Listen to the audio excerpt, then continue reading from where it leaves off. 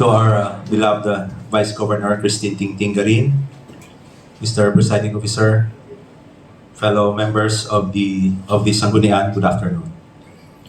Ladies and gentlemen of this august body, let me refresh your mind to Provincial Ordinance No. 15, Series of 1995, otherwise known as an ordinance requiring an annual general physical examination for all officials and employees of the Provincial Government of Iloilo with Permanent and Co-Terminus Status. It was provided therein that the annual general physical examination shall include complete blood chemistry, ECG, chest X-ray, urinalysis, fecalysis, and sputum examination for acid-fast bacillus.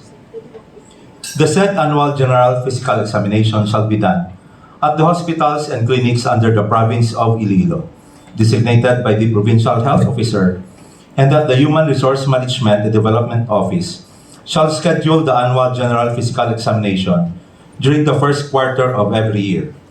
The records of such general physical examination shall form part of the personal records for purposes of future evaluation and shall be kept and maintained by the Human Resource Management and Development Office. The appropriations necessary for supplies for the annual general physical examinations shall be included in the annual executive budget of the province.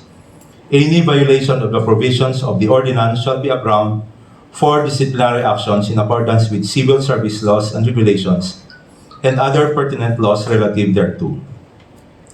The Iloilo Provincial Capitol has a total of 2,014 employees, which includes elective, permanent, coterminous, contractual, COSS, and GOSS, and the hospitals and local economic enterprises a total of 4,593 employees, for an overall total of 6,607 employees. From January 2021 to October 2022, from the Iloilo Provincial Capitol employees who have visited the clinic, data shows that for COVID-related concern is 48.5% of employees visited the clinic. For issuance of medical certificates for work-related leaves, 26.35%. For tract infections, 8.2%. For prescription of maintenance medications and requests for lab exams, 4.85%. For wounds and other lesions, 3.05%. For hypertension and hypertensive urgency, 1.95%. For dyslipidemia, 1.95%. For musculoskeletal complaints, 2.2%. For gastrointestinal related, 1.85%. And for hypersensitivity reactions, 1.1%. As of 2022, the most prevalent health concern of the Iloilo Provincial Capitol employees are hypertension, 122 employees, diabetes mellitus, 49 employees, bronchial asthma, 20 employees, impaired mobility, 12 employees, those undergoing dialysis, cancer, heart-related, has an average of 5 employees per case. As per facts and data, it shows that the above-mentioned ordinance is necessary and beneficial to the officials and employees of the Iloilo Provincial Capitol, since it does not only provide for free basic medicines, but also of necessary free laboratories and tests for common lifestyle diseases such as heart disease, diabetes, obesity, stroke, hypertension, asthma, and pulmonary disease.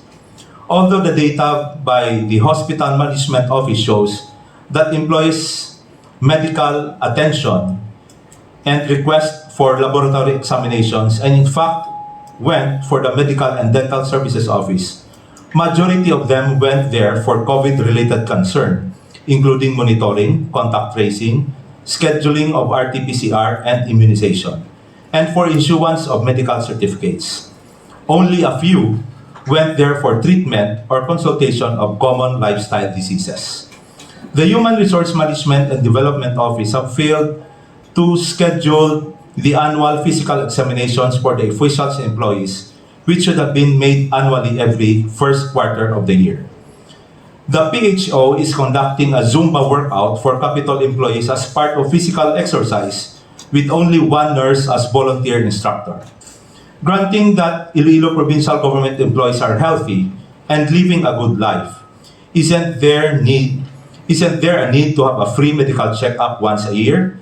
These lifestyle or non-communicable diseases are considered as lifestyle related and is mostly the result of unhealthy habits, behavioral and modifiable risk factors like smoking, alcohol abuse, consuming too much fat, salt, and sugar, and physical inactivity have sparked an epidemic of these non-communicable diseases which pose a public threat and economic burden. As per gathered data, it was found out that the said ordinance is wanting of budget. In fact, as per consultation with the Office of the HMO, it was noted that the said ordinance do not have a specific budget. 2 weeks ago, I have subjected myself to a medical laboratory as part of my self-imposed annual physical examination, and it was done at a private hospital.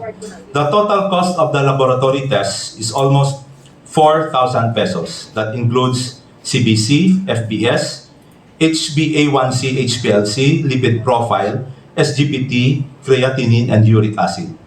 The said amount is costly for an employee.